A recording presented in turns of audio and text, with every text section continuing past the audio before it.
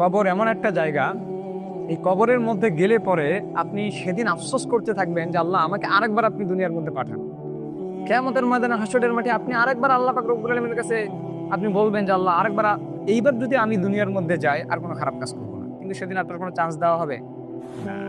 দুনিয়ার মধ্যে আপনারা যে পড়াশোনা করেন, এই যে পড়াশোনার মধ্যে বইটা খুললাম, আমারও এরকম হয় মাঝে মাঝে, বইটা খুললাম মনে হলো যে রেখে দেই, পরবর্তীতে পড়বো, আবার কালকে খুললাম পরে পড়বো এই পড়াটা। এইভাবে করতে করতে করতে যখন পরীক্ষার আগের দিন চলে আসে, তখন কি যে মনে হয় যে কি যে একটা পাহাড় নিয়ে আমি আজকে বসলাম পড়ার টেবিলের মধ্যে। কালকে যখন এক্সামের হলে গেলাম, এক্সাম হলে গিয়ে দেখি যে আমার একটাও কমন নাই। কেন? আমি পড়ি নাই। তখন মনে হলো যে না, ইস, আগের সময়টাকে যদি কাজে লাগাতাম, সেদিনকে আপনাকে ওই এক্সাম হল থেকে বের হয়ে আপনাকে সময় দিবে যে যাও কোশ্চেনটা নিয়ে যাও, এখন তুমি ভালো করে আরো পড়ে আসো, সময় দিবে? দুনিয়ার মধ্যে এতগুলো হায়াত পাইলেন, এতগুলো সময় পাইলেন, আপনাকে চ্যাপ্টার দেওয়া হলো, আপনাকে বই দেওয়া হলো, আপনার কোশ্চেন ফাঁস করে দেওয়া হলো, আপনার উত্তর দেওয়া হলো, সব কিছু আপনাকে দেওয়া হলো, কিন্তু সময়টাকে কাজে লাগালেন না। ওই এক্সাম হলের মতো সেদিন যখন আপনি বিপদের মধ্যে পড়ে যাবেন, আল্লাহর কাছে আপনি সময় চাইবেন, এই এক্সাম হলের মতো সেদিন আপনাকে কোনো সময় দেওয়া হবে না। এই এক্সাম হলে তো আপনি নিশ্চিত হতে পারেন না যে কোনটা আপনার কোশ্চেনে আসবে, কিন্তু আল্লাহ পাক তো নিশ্চিত করে দিয়েছেন যে তোমার কোশ্চেন কি হবে, তোমার অ্যান্সার কি হবে, সবকিছু তো তিনি নিশ্চিত করে দিয়েছেন আপনাকে। তারপরে যদি এই পরীক্ষায় যদি আপনি পাশ করতে না পারেন, আপনি বিশ্বাস করেন জাহান্নামের আগুন এত গভীর, এত গভীর, আপনি সেটাকে সহ্য করতে পারবেন না।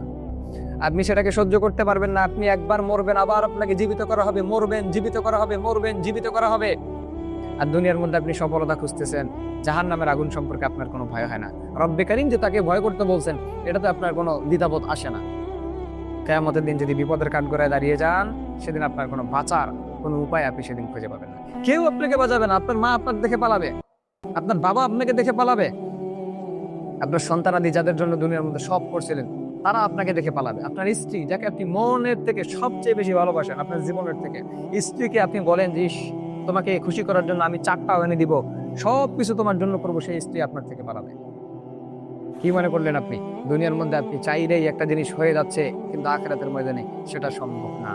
দুনিয়ার মধ্যে আপনি আপনার স্ত্রীকে খুশি করার জন্য চাঁদ এনে দিতে চাচ্ছেন, আপনার স্ত্রীকে খুশি করার জন্য আপনি সবসময় চিন্তা করেন যে কি করা যাবে, ফুল নিয়ে যাব, চকলেট নিয়ে যাব, কি নিয়ে যাওয়া যায়, কেক নিয়ে যাব, কিন্তু একটা বার যে আপনি কখনোই চিন্তা করলেন না যে আল্লাহ পাক রব্বুল আলামিনকে আমি কিভাবে খুশি করতে পারবো। চিন্তা করি আমরা? কখনোই না। তাহলে আমরা কত বড় গাফিল বান্দা হয়ে গেছি, কত বড় ব্যাকুল বান্দা আমরা হয়ে গেছি যে আমরা রব্বে কারীম সম্পর্কে আমরা চিন্তা ভাবনা করি। তো আল্লাহ পাক রব্বুল আলামিন আমাদেরকে হেদায়েত দেন। তো কবর এমন একটা জায়গা যেখানে গেলে পরে আপনি আফসোস করতে থাকবেন